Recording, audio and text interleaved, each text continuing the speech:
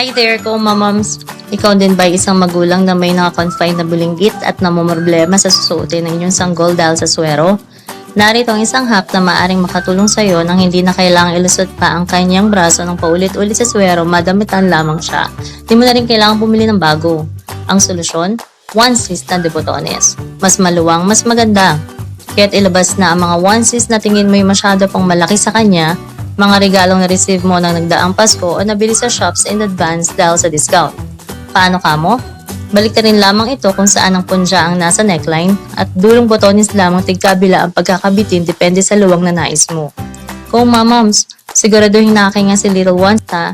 Huwag ipilit kung ito'y masyadong mahigpit, baka masakal si baby. Maaari mong ilusot ang mangga sa magkabilang hita niya para magsilbing shorts o hayaan ang original neckline sa bewang bilang t-shirt at suotan na lamang ng hiwalay na pambaba. Viola, o diba? You can use it any way you want na di lalamigin si baby. Pwede mo pang masilip ang diaper niya. Kung sa pagpapalit naman ng diaper, maaari mong ililis ito pataas gaya ng usual shirt. Naway nakatulong ito sa inyo. Tata!